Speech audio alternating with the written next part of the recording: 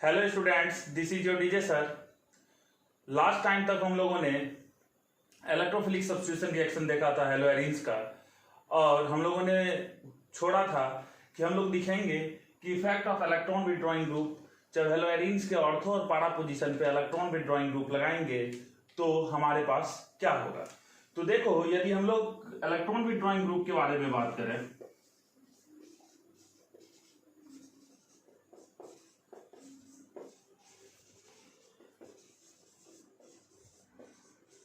Group के बारे में बात करें तो वैसे ग्रुप जो इलेक्ट्रॉन डेंसिटी घटाएंगे, क्या करेंगे, वैसे ग्रुप जो इलेक्ट्रॉन डेंसिटी घटाएंगे कंजुगेटेड सिस्टम को में, उसको बोलते हैं electron withdrawing group.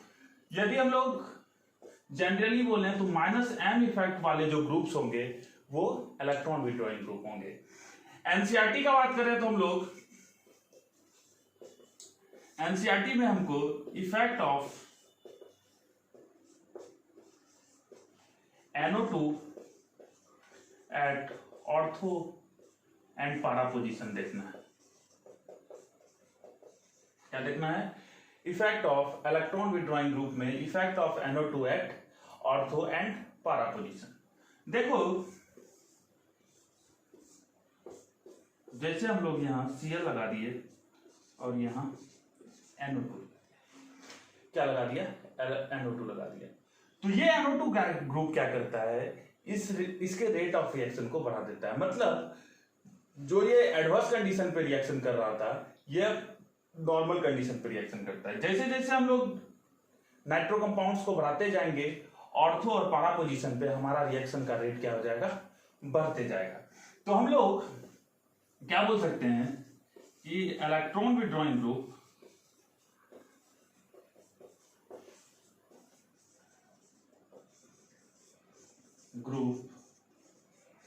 increases,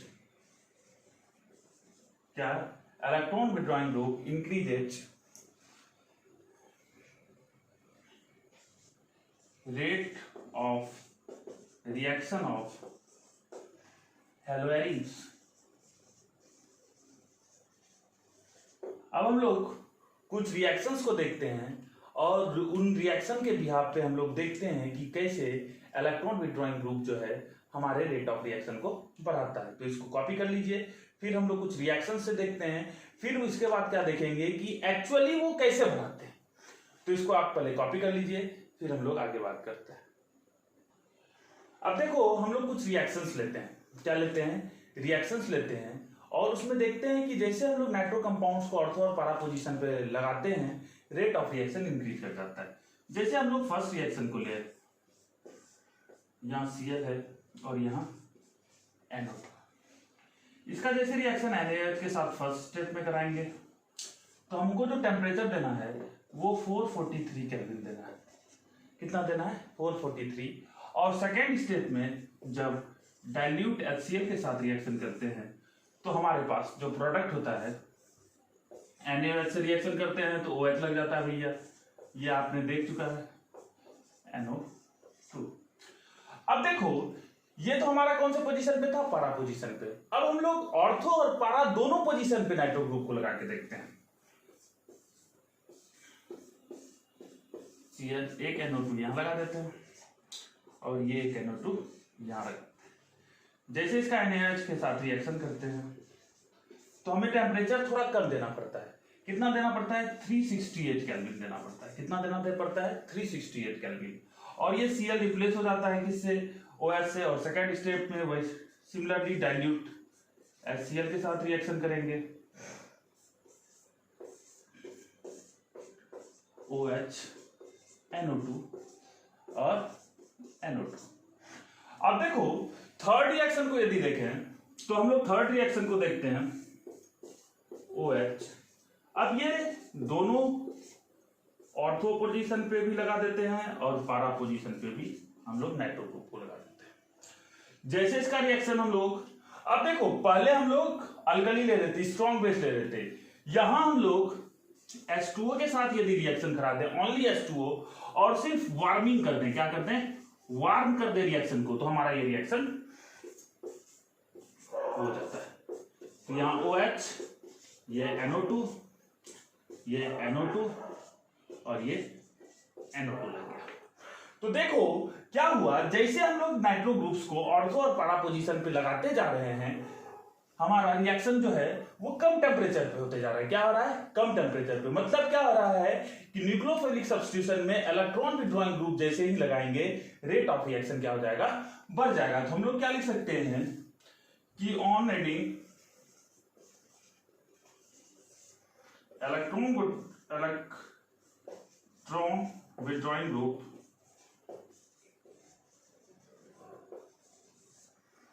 group at ortho and para position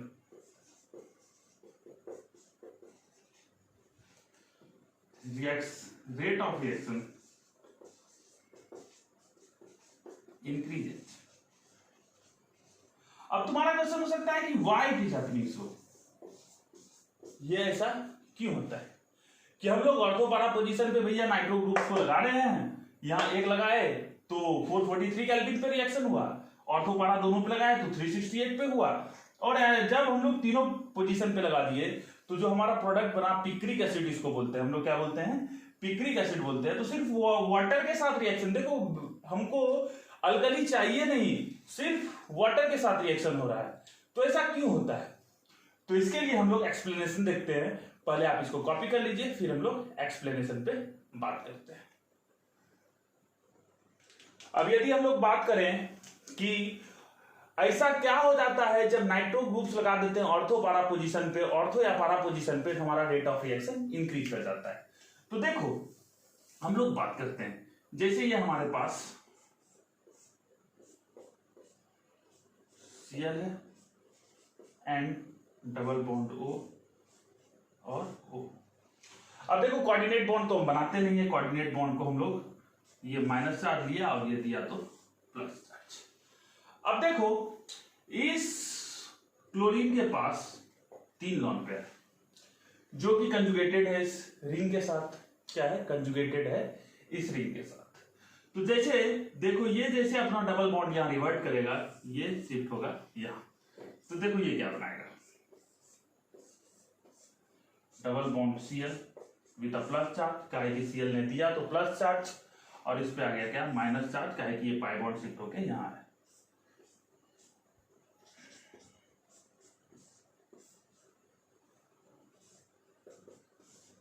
और इस पे माइनस चार्ज। नेक्स्ट टाइम ये माइनस चार्ज कहां चला जाएगा? यहां चला जाएगा। हमारा वही रूल 1 2 3 रूल, 1 2 के बीच में डबल बॉन्ड बना और 3 पे चार्ज को शिफ्ट कर लो। तो हम लोग वही करते हैं।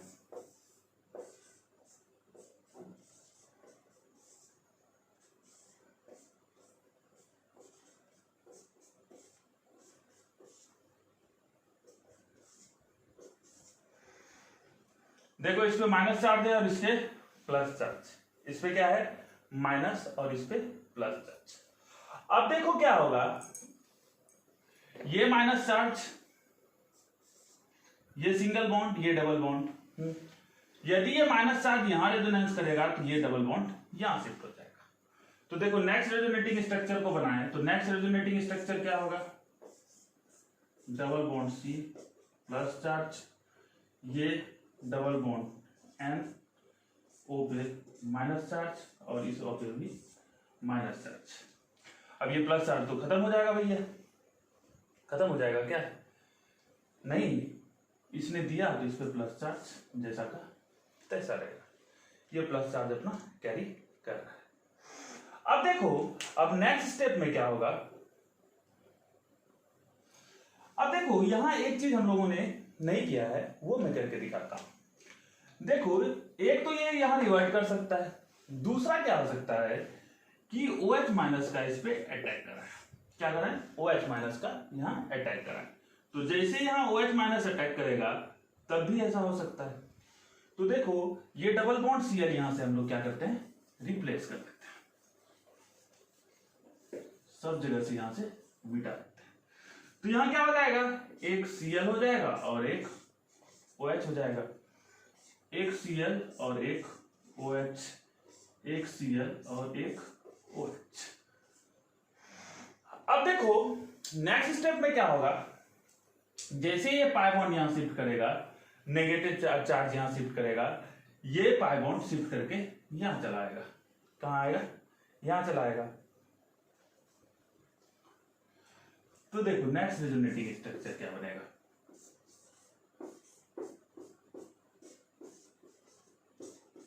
Cl है एंड डबल बॉन्ड ओ, इस पे माइनस चार्ज है और इस पे प्लस चार्ज, और यहाँ माइनस चार्ज आ गया। अब देखो नेक्स्ट स्टेप में 1 2 3 कर लो। 1 2 3। अब देखो जब 1 2 3 करेंगे तो क्या होगा? OH है, यहाँ Cl है, ये जैसा का तैसा है। अब ये डबल बॉन्ड यहाँ आएगा और माइनस चार्ज यहाँ आएगा एंड डबल बॉन्ड O, इस पे माइनस और इस पे प्लस। अब देखो जैसे ये पाई बॉन्ड यहाँ ये मतलब ये निगेटिव चार्ज यहां शिफ्ट करेगा, यहां से क्या होगा कि Cl यहां से रिमूव हो जाएगा। क्या होगा? Cl रिमूव हो जाएगा। तो देखो क्या होगा,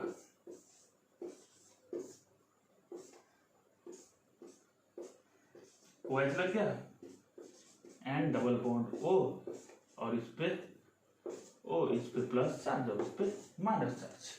तो देखो यहां क्या हो रहा है, ये जो निगेटिव चार्ज है ऑर्थो और पारा पोजीशन, देखो ये हम लोगों ने पारा पोजीशन पे लगाया, सिमिलरली ऑर्थो पोजीशन पे भी लगाएंगे तो ऐसा ही होगा। अब देखो ऑर्थो और पारा पोजीशन पे जैसे हम लोग लगाएंगे तो नाइट्रो ग्रुप लगाएंगे तो क्या होगा, कार्बन आयंस जो है, एक तो ये नाइट्रो ग्रुप स्टेबलाइज करेगा, ये क्या करेगा, नाइट्रो ग्रुप स्टेबलाइज करेगा, और ये बेंजीन रिंग में जो पाई इलेक्ट्रॉन्स है वो भी इसको स्टेबलाइज करेगा। तो इसीलिए क्या होता है, जैसे जैसे हम लोग नाइट्रो ग्रुप्स को लगाते जाते हैं रेट ऑफ रिएक्शन इंक्रीज कर जाता है। काहे कि नाइट्रो ग्रुप्स मतलब इलेक्ट्रॉन विड्रॉइंग ग्रुप्स भी स्टेबलाइज कर रहा है कार्बन आयंस को, और ये बेंजीन भी क्या कर रहा है, स्टेबलाइज कर रहा है कार्बन आयंस को। तो जगह नहीं बचा है, इसके एक्सप्लेनेशन को हम लिख देते हैं। पहले इन सारे रेजोनेटिंग स्ट्रक्चर्स को छाप लीजिए। ऐसे सीबीएसई ये क्वेश्चन नहीं पूछेगा, आपको डायरेक्ट प्रोडक्ट बनाने पूछेगा, लेकिन आपको पता होना चाहिए कि ऐसा क्यों होता है। एनसीईआरटी में ये लिखा हुआ है, इसलिए मैं आपको ये पढ़ा रहा हूं। तो इसको कर लीजिए कॉपी, फिर हम लोग आगे बात करते हैं। तो देखो हम लोगों ने क्या किया, when we add a nitro group at ortho para position, carbon ions are both stabilized by nitro group as well as by pi electron cloud of benzene ring, hence rate of reaction increases. क्या हुआ कि हम लोग ortho या पारा position पे जैसे nitro groups को लगाते हैं, क्या करते हैं, ऑर्थो या पारा पोजीशन पे जैसे नाइट्रो ग्रुप्स को लगाते हैं, क्या होता है, हमारा कार्बन आयन जो बनता है वो स्टेबलाइज हो जाता है। किसके द्वारा, एक तो हमारा जो इलेक्ट्रॉन विड्रॉइंग ग्रुप है वो स्टेबलाइज कर देता है, साथ में जो बेंजीन रिंग है, बेंजीन रिंग में जो इलेक्ट्रॉन क्लाउड है, पाई इलेक्ट्रॉन क्लाउड, वो भी उसको स्टेबलाइज करता है। इसीलिए हमारा रेट ऑफ रिएक्शन इंक्रीज कर जाता है। हम लोगों ने देखा कि पहले रिएक्शन में 443 केल्विन पे रिएक्शन हो रहा था, फिर 368 पे हो रहा था, फिर हम लोग माइल्ड वार्मिंग कर रहे थे और रिएक्शन हो रहा था। तो हम लोगों ने क्या किया, स्टेबिलिटी ऑफ कार्बन आयंस को क्या कर दिया, इंक्रीज कर दिया। और जैसे stability of carbon ions increase करेगा, रेट ऑफ रिएक्शन क्या हो जाएगा, इंक्रीज कर जाएगा। अब जो हमारा नेक्स्ट है वो है हमारा सेकेंड जो टाइप ऑफ रिएक्शन है वो है इलेक्ट्रोफिलिक सब्स्टिट्यूशन रिएक्शन।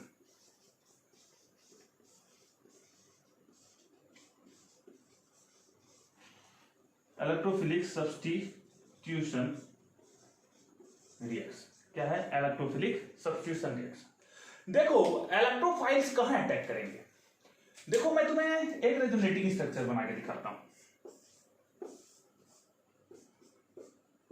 जैसे ये Cl है, तो Cl यहां जैसे पाई क्लाउड रिवर्ट करेगा तो इसके ऑर्थो आर या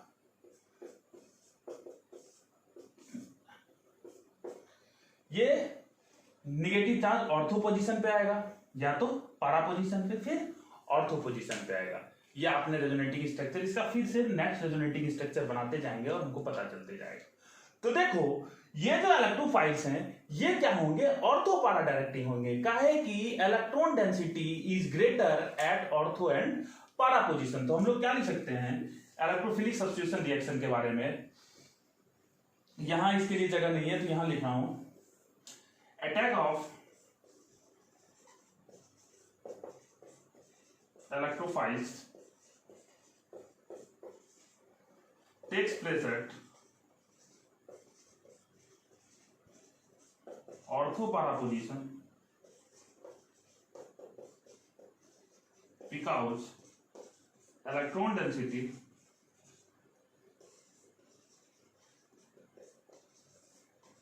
is greater at ortho-para position.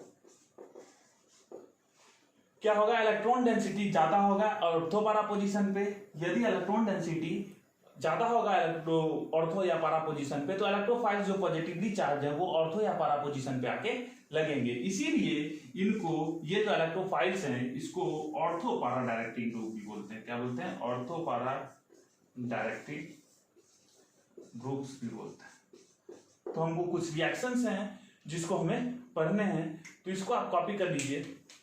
और यदि वीडियो अच्छा लग रहा है तो वीडियो को लाइक कीजिए, लाइक कर दो, तुरंत कर दो लाइक, शेयर करो, सब्सक्राइब करो और दोस्तों तक भी पहुंचाओ इसको। तो इसको कॉपी करो। देखो इसमें जो फर्स्ट रिएक्शन हमें पढ़ना है उसको बोलते हैं हैलोजिनेशन रिएक्शन। यदि हैलोजिनेशन रिएक्शन को देखें तो halogenation reaction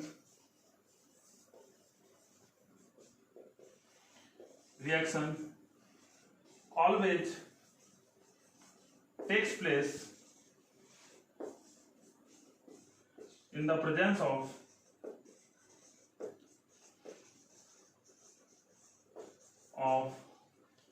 a halogen carrier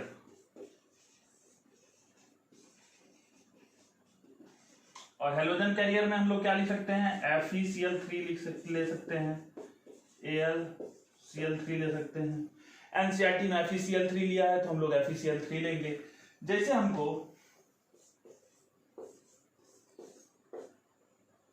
हमारे पास Cl और इसका रिएक्शन हम लोग Cl2 के साथ करा देते हैं in the presence of FeCl3। FeCl3 क्या है? Halogen carrier. तो क्या होगा, ये Cl एक बार ऑर्थो पोजीशन पे और एक बार para पोजीशन पे लगेगा। तो ये देखो भैया, एक बार हम लोगों ने लगा दिया ऑर्थो पे और एक बार हम लोग कहां लगा देते हैं? para पे। अब तुम्हारा क्वेश्चन ये हो सकता है कि सर इसमें मेजर कौन बनेगा और माइनर कौन बनेगा? तो देखो यहां क्लोरीन और क्लोरीन में रिपल्सन होगा। यदि रिपल्सन ज्यादा तो एनर्जी ज्यादा तो स्टेबिलिटी कम। जिसका स्टेबिलिटी कम वो माइनर, जिसका स्टेबिलिटी ज्यादा वो मेजर। तो ये हमारा क्या बनेगा? Minor product. ये क्या बनेगा? हमारा मेजर प्रोडक्ट। अब देखो हेलोजिनेशन के बाद दूसरा जो रिएक्शन है उसको बोलते हैं नाइट्रेशन। क्या है? Nitration reaction.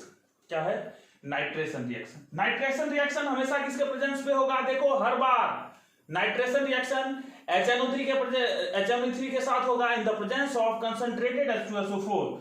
क्या होगा? नाइट्रेशन रिएक्शन यदि हमको कराना है तो Cl इसका रिएक्शन कर दो concentrated HNO3 in the presence of concentrated H2SO4। तो क्या होगा? NO2 एक बार ऑर्थो पोजीशन पे और एक बार para पोजीशन पे लगेगा। तो ये क्या होगा? Cl NO2 plus Cl NO2। अब देखो यहां भी वही रिपल्सन वाला कॉन्सेप्ट। ये माइनर हमारा प्रोडक्ट और ये हमारा क्या? Major product. तो ये आपको समझ में आ रहा होगा। क्या करना है? जो भी लगाना है, कहां लगाना है? ऑर्थो पोजीशन पे या तो para पोजीशन पे। काहे कि ये जो मॉलिक्यूल्स हैं ये क्या हैं? ये इलेक्ट्रोफाइल्स हैं और इलेक्ट्रोफाइल्स कहां लगेंगे? ऑर्थो और para पोजीशन पे। काहे कि नेगेटिव चार्ज का डेंसिटी कहां जाता है? ऑर्थो और para पोजीशन पे। इसलिए हम लोग इसको कहां लगा रहे हैं? ऑर्थो और para पोजीशन पे। तो इसको कर लो तुम कॉपी। फिर हम लोग करते हैं 3-4 और रिएक्शन बचे हैं जिसको हम लोग कर लेंगे और हमारा ये चैप्टर खत्म हो जाएगा। नेक्स्ट जो हमारा रिएक्शन है वो क्या है? Friedel craft alkylation and acylation reaction. सबसे पहले हम लोग एल्काइलेशन रिएक्शन देखते हैं। क्या है? एल्काइलेशन मतलब एल्काइल ग्रुप लगाना है। कहां? ऑर्थो और para पोजीशन पे। ये हमारा भैया क्लोरोबेंजीन, इसका रिएक्शन एल्काइल लगाना है तो CH3Cl के साथ रिएक्शन करा देते हैं। तुम CH3 CH2Cl के साथ भी रिएक्शन कराओ, कोई दिक्कत नहीं है। हमेशा हेलोजन कैरियर ले लो, FeCl3 ले लेते हैं, FeCl3 ले लेते हैं। तो क्या होगा, एक बार ऑर्थो पे लगा दो, एक बार पारा पे लगा दो। अब पूछोगे सर ये रिएक्शन होता कैसे है, तो देखो ये CH3Cl जो है ये FeCl3 के साथ रिएक्शन कर लेता है और ये बनाता है CH3 प्लस FeCl4 माइनस। अब ये कार्बोकेटायन बना, प्लस चार्ज कहाँ अटैक करेगा, ऑर्थो पोजीशन पे, पारा पोजीशन पे। काहे की नेगेटिव चार्ज डेंसिटी यही बढ़ रहे हैं, यही बढ़ेगा, कहां बढ़ेगा, ऑर्थो और पारा पोजीशन पे। तो देखो प्रोडक्ट क्या बनेगा कि ये भैया हमारा क्लोरीन के साथ क्या लगा दें हम लोग, CH3 लगा दें, क्लोरीन के साथ CH3, हम लोगों ने अल्काइल ग्रुप लगाया। अब नेक्स्ट जो है उसको बोलते हैं एसाइलेशन रिएक्शन। देखो एसाइलेशन रिएक्शन क्या होता है, जैसे हमारे पास CH3 C डबल बॉन्ड हो Cl, इसको एसाइल कार्बन बोलते हैं, इसको क्या बोलते हैं, एसाइल कार्बन। अब देखो जैसे हमारे पास क्लोरोबेंजीन है, इसका reaction CH3 C double bond हो Cl के साथ करेंगे। देखो COCl, इसको क्या लिख सकते हैं, CH3COCl, CH3COCl ये भी लिख सकते हैं। हेलोजन कैरियर के प्रेजेंस में कराओ, एनहाइड्रस FeCl3 के साथ कराते हैं, क्या कराते हैं, FeCl3 के साथ कराते हैं। क्या होगा, ये Cl यहां से हटेगा और ये एक बार ऑर्थो पे लगा दो, एक बार पारा पे लगा दो। तो ये भैया हमारा Cl C डबल बॉन्ड हो CH3 और एक बार कहां लगा देते हैं, Cl C डबल बॉन्ड हो CH3, यहां लगा देते हैं। मेजर और ये माइनर, ये क्या है, मेजर और वो क्या है, माइनर है। तो ये क्या है हमारा फ्रीडल-क्राफ्ट एल्काइलेशन रिएक्शन और एसाइलेशन रिएक्शन। अब कुछ रिएक्शन विथ मेटल्स हैं जिसको हमें पढ़ना है, तो हम लोग अब क्या पढ़ेंगे, रिएक्शन विथ मेटल्स। होप आपको ये समझ में आ रहा होगा, बहुत आसान है और CBSE में बहुत पूछता है, BSEB में इंपॉर्टेंट ये रिएक्शंस हैं, नाम वाले रिएक्शन तो इंपॉर्टेंट होते ही हैं, तो ये बहुत इंपॉर्टेंट है। तो इसको क्या करना है, याद कर लेना है, और आपको याद नहीं करना, बस समझना है कि कार्बोकेटायन मतलब का, यदि इलेक्ट्रोफाइल्स आएंगे तो वो ऑर्थो और पारा पोजीशन पे लगेंगे, और इलेक्ट्रोफाइल्स आ गया व्हाट, ऑर्थो पारा डायरेक्टिंग। ये क्या है, ऑर्थो पारा डायरेक्टिंग है। तो ये आप कॉपी कर लीजिए, फिर हम लोग आगे बात करते हैं। देखो नेक्स्ट जो हमारा थर्ड रिएक्शन है, पहला हमारा न्यूक्लियोफिलिक था, न्यूक्लियोफिलिक सब्स्टिट्यूशन रिएक्शन, दूसरा क्या था, इलेक्ट्रोफिलिक सब्स्टिट्यूशन रिएक्शन। थर्ड जो है हमारा रिएक्शन विथ मेटल्स, क्या है, रिएक्शन विथ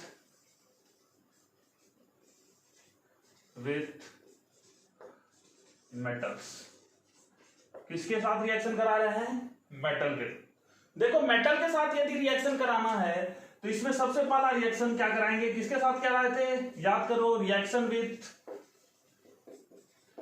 मैग्नीशियम, और मैग्नीशियम के साथ ग्रिग्नार्ड रिएजेंट बनता है, जैसे ये हमारा है Cl, इसका रिएक्शन मैग्नीशियम के साथ कराते हैं in the presence of dry ether, या THF के साथ भी रिएक्शन कराते हैं। ये टेट्राहाइड्रोफ्लोरान, क्या है, टेट्राहाइड्रोफ्लोरान। तो ये क्या बनाएगा, MgCl, ब्रोमीन के साथ कराएंगे तो MgBr बनेगा। सेकेंड जो रिएक्शन है उसको बोलते हैं Wurtz fitting reaction.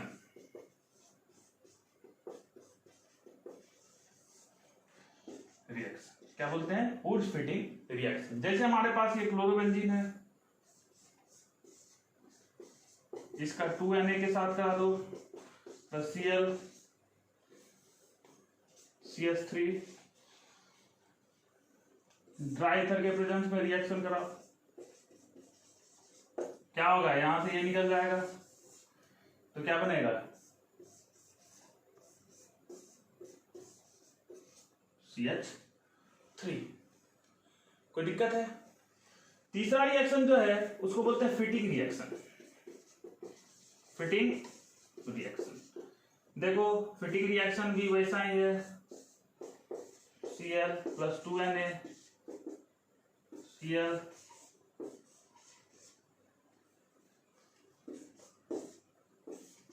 Dry ether के साथ करो, बाइफिनाइल बन जाएगा। क्या बनाएगा? यहां से ये निकाल दो भैया, तो ये क्या बनाएगा? बाइफिनाइल बनेगा। करो कॉपी, फिर 2 रिएक्शन और है, वो खत्म हो जाएगा चैप्टर। कर लिया कॉपी? कर लिए? स्क्रीनशॉट लेना तुरंत ले लो, या वीडियो को पॉज करो और छाप लो। नेक्स्ट हमारा क्या रिएक्शन है? Ullman reaction. देखो आयोडीनेटेड मतलब आयोडोबेंजीन प्लस Cu के साथ रिएक्शन कराओ, प्लस 2Cu के साथ करा लो।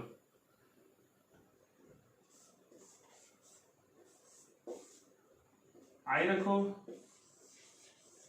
प्रोडक्ट तो भैया बाइफिनाइल ही बनेगा।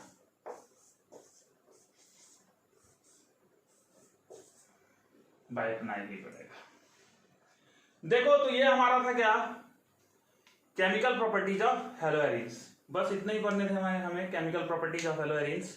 अब देखो क्या है कि इसके बाद जो एनसीईआरटी में है वो है कॉमर्शियल इंपॉर्टेंट हेलो कंपाउंड्स, ठीक ना। उसमें डीडीटी पूछा जाता था, फ्रीऑन्स पूछा जाता था, लेकिन इस बार के सिलेबस से उन सब चीजों को हटा दिया गया, तो वो हमें नहीं पढ़ना है, तो हम लोग इस बार डिस्कस नहीं करेंगे। नेक्स्ट टाइम कभी पढ़ाएंगे, जब सिलेबस में आएगा तो फिर से पढ़ाया जाएगा। तो इस चैप्टर में हम लोग को यही तक पढ़ना था। आपको एनसीईआरटी को सॉल्व करना है। मैं नेक्स्ट सेशन में एनसीईआरटी को पूरा सॉल्व कर दूंगा। पहले हम लोग एग्जाम्पल्स को सारे को सॉल्व कर देंगे, फिर एक में इंडेक्स को, और एक्सरसाइज के लिए 2 लेक्चर हमें लगेगा, या होगा तो 1 घंटे का एक लंबा लेक्चर जिसमें हम लोग पूरे एनसीईआरटी को सॉल्व कर देंगे एक्सरसाइज को। तो हम लोग के लिए यहीं तक है, आज का मेहनत यही समाप्त होता है। Thank you for watching DJ sir, this is D bond classes. Have a nice day.